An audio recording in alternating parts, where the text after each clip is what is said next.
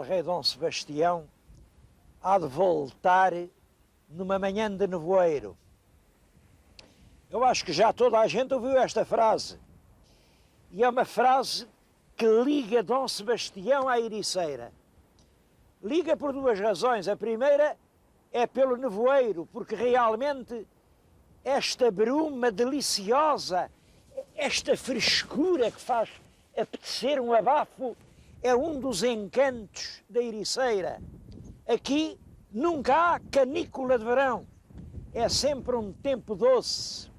E a outra razão é o regresso, porque não faltou quem pensasse que El-Rei voltou mesmo. Voltou ali por São Julião. Como sabem, ele tinha morrido na batalha, mas ninguém o viu morrer, ou pelo menos ninguém dizia que viu. E o povo simples esperava que o rei voltasse. O tempo passava e o povo continuava a esperar. E ficou-nos na alma esta maneira de ser, esta esperança ingênua em que El-Rei há de voltar, em que há de acontecer aquilo que nós desejamos profundamente que aconteça, desde que a gente não tenha que fazer, claro, um grande trabalho para que as coisas aconteçam. Mas é possível que o rei tenha voltado. É possível que tenha vindo ali por São Julião.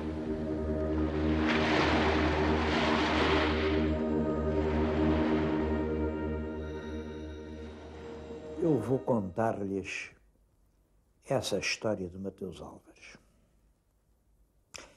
No século XVI existia aqui, exatamente aqui, no lugar em que estamos, um pequeno ermitério consagrado a São Julião. São Julião é um santo de marinheiros perdidos, é um santo que ajuda os que andam sobre as águas do mar. Ora bem, em 1585 veio-se meter aqui um rapaz que era açoriano, chamava-se Mateus Álvares, ele vinha do convento de Óbidos, pôs-se aqui neste sítio e ele apenas chorava, lamentava a sua triste vida. El-Rei Dom Sebastião tinha acabado de morrer nos areais de Alcácer Quibir e ele dizia El-Rei, El-Rei, El-Rei, porque não? E nesses seus lamentos as pessoas passavam ao longe, ouviam um jovem que lamentava a tragédia daquela sangrenta batalha, ouviam, mas quem será o jovem que se lamenta? Vieram ver o jovem, davam uns ares de Dom Sebastião e começaram a dizer, ele é o rei, ele é o próprio rei. Rapidamente em todo este oeste da Extremadura, milhares de camponeses reuniram-se aqui, aclamaram-no como rei. Ele nunca disse nem que sim nem que não. Pôs-se à frente do movimento, mandou desafiar a poderosa monarquia dos Filipes que lhe entregasse o trono usurpado. Isso acabou tragicamente, porque o Duque de Alba mandou esquadrões que trucidaram sangrentamente os camponeses que o acompanhavam e tudo acabou num banho de sangue ali na Senhora do Ó, que é perto daqui. Hoje diz-se com muita simplicidade o falso Dom Sebastião da Ericeira. Eu não sei se ele era falso, se não. Ele dizia isto no processo. O processo existe. Eu nunca disse que era o rei. Também nunca disse que o não era, porque quem tem o direito de fazer reis é o povo. E o povo disse que eu era o rei. Isto emociona-me muito. Este lugar onde ele, enfim, desencadeou esse movimento foi posteriormente santificado. Fez-se aqui uma igreja no século XVIII e peço-lhes que vejam, porque isto é realmente impressionante. Vejam o que no século XVIII mandaram representar aqui. É a imagem de Jesus Cristo, rodeado por judeus que o estão a escarnecer. Puseram-lhe na mão uma vara. Tu dizes que é o rei, toma lá o teu cetro. Tu dizes que é o rei, aqui tens a tua coroa. E os judeus não acreditam na realeza do verdadeiro Filho de Deus. Isto é para lhes dizer que esta pequena igreja de São Julião é uma das joias do patriotismo português. E acho que é um crime não a conservar.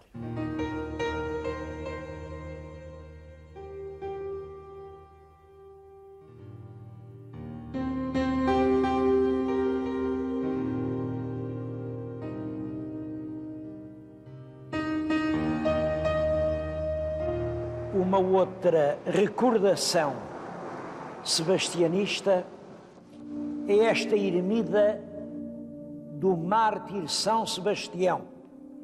Fica aqui no Largo de São Sebastião, sobre a praia de São Sebastião. Claro que é São Sebastião o mártir, mas a invocação é evidente que era o São Sebastião de Alcácer Quibir. A ermida é uma pequena joia, uma peça hexagonal, está inteiramente revestida de azulejos seiscentistas, do meados do século XVII.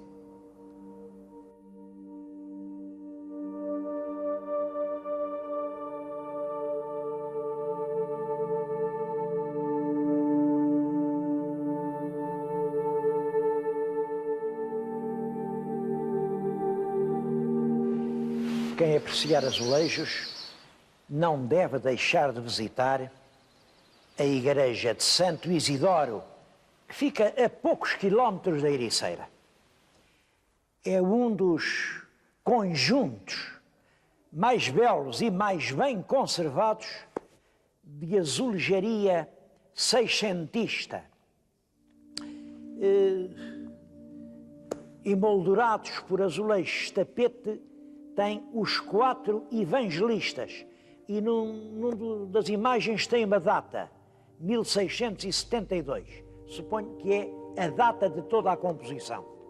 Ela chegou aos nossos dias praticamente intacta e é de facto notável e mostra o partido decorativo que se pode tirar do azulejo em grandes superfícies. Mas eu queria também falar-lhes, visto que esta é a igreja de Santo Isidoro, nesse santo que é um santo mal lembrado. São raras as igrejas dessa invocação em Portugal. Santo Isidoro era um bispo de Sevilha. Ele foi coroado bispo exatamente no ano de 599, quer dizer, estava a acabar o século VI e ele vai ser o bispo de Sevilha nas primeiras décadas do século VII. É um período de catástrofe, é um período de embate violento entre a antiga sociedade hispano-romana e a nova sociedade visigótica, e é realmente Isidoro, o bispo de Sevilha, quem chama a si regularizar o conflito, e há designadamente uma coisa que o torna para mim um homem eminente. Ele preocupa-se com a cultura. Ele acredita que, mesmo que toda aquela civilização caia sobre ele, se salvar a cultura, o mundo não vai acabar. É por iniciativa dele que se criam seminários em todas as dioceses hispânicas e ele próprio é um escritor. O escritor trabalhou muito, fez muitos livros para que a posteridade conhecesse o saber que no seu tempo era conhecido. Esta ideia do homem, do sábio, que perante a subversão que se aproxima, acredita que se a semente da cultura se salvar, nada estará definitivamente perdido, é um exemplo que entendo que é oportuno hoje recordar. Mas é claro que aqui na Ericeira, e a falar de cultura, não posso limitar-me a recordar o exemplo do bispo de Sevilha, do bispo do século VII. Há um grande português do século XVII, que é das maiores figuras da história nacional, que está ligado à Ericeira. É Dom Luís de Menezes, o terceiro conde da Ericeira. É um homem que foi muitas coisas, foi conselheiro dos reis, foi general de artilharia nas campanhas da Restauração, foi historiador, foi economista, foi político, foi ministro, vedor da Fazenda, era uma espécie de ministro da Economia. E era um homem superior. Ele tentou pôr de pé a nossa economia, que estava perfeitamente destruída pelo esforço da guerra e pela derrocada da nossa atividade açucareira no Brasil. E fez várias indústrias, estabeleceu os panos na Covilhã, tentou que Portugal produzisse aquilo que estava a importar. É isso que chamam a política mercantilista do Conde da Ericeira e é por isso que lhe chamam o Colbert português. Eu admiro principalmente como historiador. Ele é autor de um trabalho notável, o Portugal Restaurado, são 4 volumes que narram pormenorizadamente os acontecimentos da política nacional desde a Restauração até à paz definitiva. Devo dizer que nesses assuntos ele esteve de um lado. Ele era um partidário acérrimo do Dom Pedro II contra o Afonso VI. Mas isso não o impede de contar os factos com uma altura e uma superioridade que são, de facto, um grande exemplo. Bom, e tem um prefácio em que diz assim: claro, isto um livro é um pouco como um jardim. Na mesma verdura se cria a abelha que só extrai o suco do mel e se cria a víbora que faz a peçonha com que envenena. E era tão verdade no tempo dele como no meu. Dom Luís de Menezes julgou que os acontecimentos o derrotaram. Ele morreu numa crise de decepção, ele suicidou-se, porque realmente a economia parecia não obedecer aos seus esforços. Mas, curioso, exatamente, pouco depois da morte dele, acontece um milagre a Portugal. Descobre-se o ouro do Brasil, o ouro que veio resolver todos os problemas. Pois vamos até Mafra ver o que ficou do ouro do Brasil.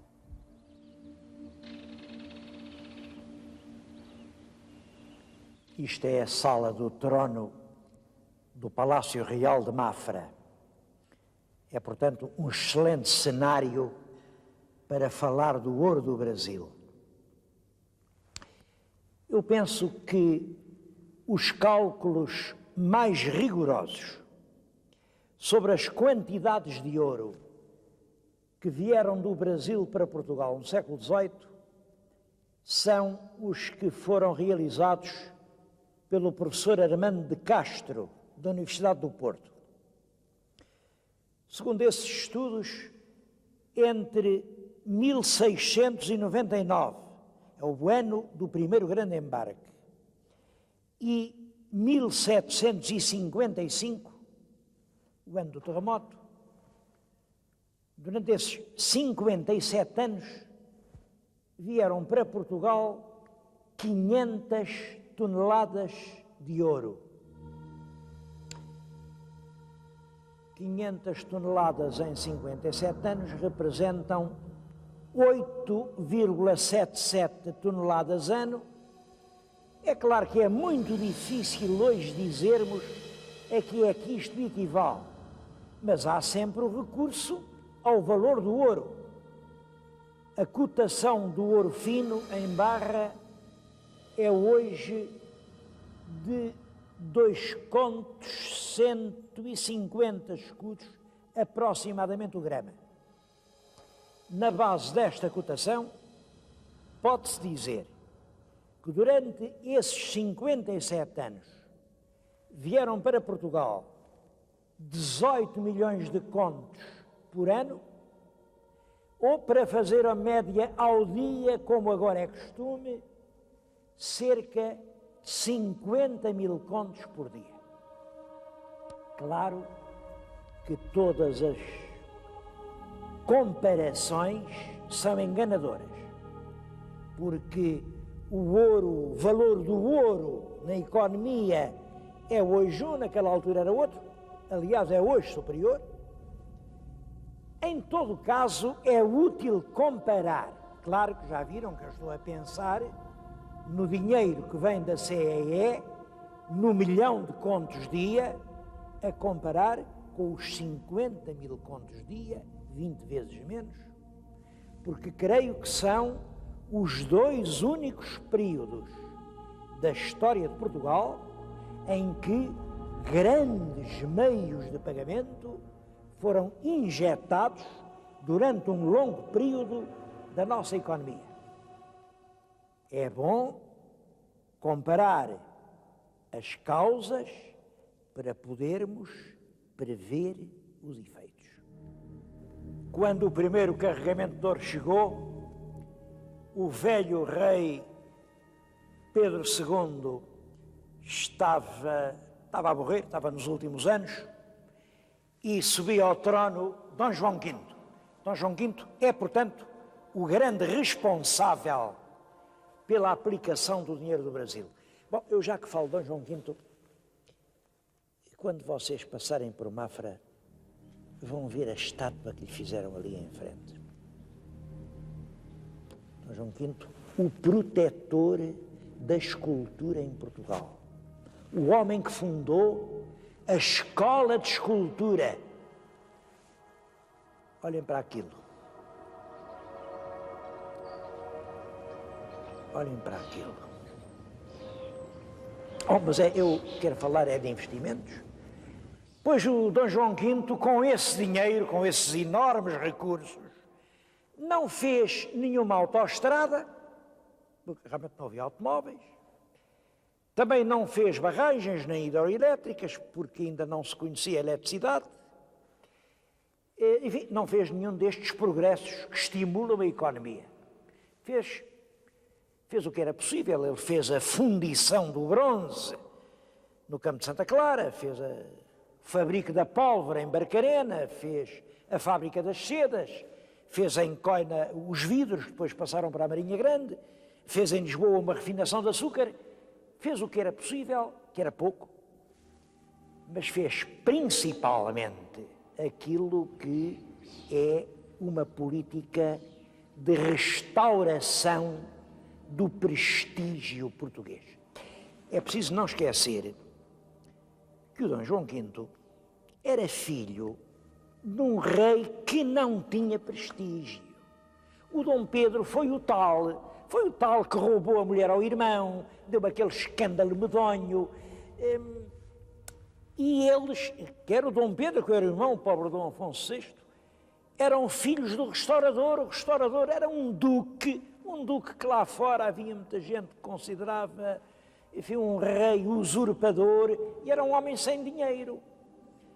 Um dia, uma viúva entregou ao Dom João IV um requerimento, e o Dom João IV pegou naquilo, enfim, em vez de ler, meteu no bolso dos calções. E a mulher disse: Vossa Majestade mete o meu requerimento no bolso, vai perdê-lo, mas vou perdê-lo porquê? Amanhã muda de calções e perde o seu requerimento. E o rei respondeu: muda de calções, isso era preciso que eu tivesse outros. Ora, vocês calculam, um rei só com um par de calções é um pobre rei. E era verdade, todos os recursos portugueses foram para a guerra da independência. Depois, o Dom Pedro II tem também um triste reinado e é Dom João V quem vem restabelecer no plano exterior a grandeza do trono português. Ele tem uma política de magnificência, constrói palácios, protege as artes. Reparem naquelas estátuas magníficas, aquilo são blocos de mármore de Carrara que veio da Itália. Mafra integra-se nessa grande política do prestígio. Bom, e isto temos que reconhecer. Essa batalha o rei ganhou-a. Quando morreu, o trono que lega a seu filho Dom José é o de uma prestigiosa monarquia. O Marquês de Pombal, ministro de Dom José, vai dirigir os destinos de uma outra vez grande e prestigiosa nação. O monumento de Mafra foi inaugurado pelo rei Dom João V no ano de 1737. Bom, isto significa que foi há mais de 250 anos. E acho que uma das perguntas que mais vezes têm sido feitas em Portugal é esta: é bonito ou é feio? Foi caro, foi muito caro. Sabe-se que custou 48 milhões de cruzados. 48 milhões de cruzados são o correspondente a 20 mil contos de réis do tempo, claro. Hoje é quase impossível fazer equivalências, mas eu acho que não erra quem disser que este foi o mais caro edifício público jamais construído em Portugal. A maior parte das opiniões são muito negativas. É um monstro de pedra, é uma sensaboria, é uma coisa estrangeira. Eu queria pedir aos meus telespectadores que façam isto. Olhem e julguem. Perguntem, gostam? E se gostam, por que gostam? Ele integra-se numa paisagem, integra-se bem, integra-se mal, valoriza, mutila. Ele faz parte de uma tradição artística portuguesa, bem, mal. Ele é uma coisa feita aqui na região de Lisboa, está de acordo com os estilos dominantes. Tudo isto são perguntas a fazer. O que acho que é preciso é evitar seguidismos. Porque o senhor fulano de tal disse que era feio, eu também digo que era muito feio. Ou porque o senhor fulano de tal disse que era bonito, eu também digo que era muito bonito. Estes problemas são saudáveis, são úteis, porque obrigam a pensar. Na vossa frente está um dos mais importantes e dos mais polémicos monumentos portugueses. Vamos lá pensar. É bonito? É feio? Bom, eu espero que vocês tenham apreciado este pequeno passeio a Ericeira e a Mafra. É claro que havia muito mais que ver. Por exemplo, em Mafra, eu gostava que tivessem ido comigo à igreja de Santo André. É uma igreja do século XIII e uma igreja que tem uma circunstância muito curiosa. Um português ilustre, o Papa Pedro Spano, foi prior daquela freguesia. Naturalmente não há tempo para tudo e eu queria aproveitar estes últimos minutos para lhes falar ainda de duas coisas. A primeira é isto, tem-me chegado aos ouvidos várias manifestações de estranheza por aquilo que eu disse há 15 dias em Tomar, que as 5 quinas do escudo nacional são os intervalos da cruz dos Templários. Mas que diabo de ideia é essa? Como é que isso lhe veio à cabeça? Não? Então, 5 quinas, 4 intervalos. Bom, a explicação é simples. A quinta quina é uma estilização de uma rosa central, a Rosa Cruz. A Rosa Cruz, que lá está. E não fui eu quem se lembrou dessa ideia de que as quinas nasceram entre os braços da cruz. Tenho aqui um livro de um grande erudito português do século XVIII, Frei Joaquim de Santa Rosa Viterbo, que no artigo sobre a cruz mostra o primeiro sinal dos reis de Portugal. Isto é importante, como todos sabem, as 5 quinas eram o sinal real. A bandeira é o sinal do rei. Reparem, isto é a cruz dos Templários, era pintada a vermelho, e aqui diz, Sancho, rei de Portugal, pela graça de Deus. E agora reparem, este é o sinal real e este é um sinal que um cavaleiro templário mandou gravar na sua sepultura. Parece que isto é bastante claro, não é? A segunda coisa é sobre o nosso próximo passeio. Eu gosto muito de ouvir falar as pedras. Acho que elas, quando a gente tem ouvidos para as ouvir, elas têm segredos para contar. Para a semana vamos a Nazaré. Vocês vão ver nascer todo aquele milagre da Nazaré, todo aquele prodígio que é a vila moderna entre velhas pedras de um templo anónimo que já tem mais de 1000 anos.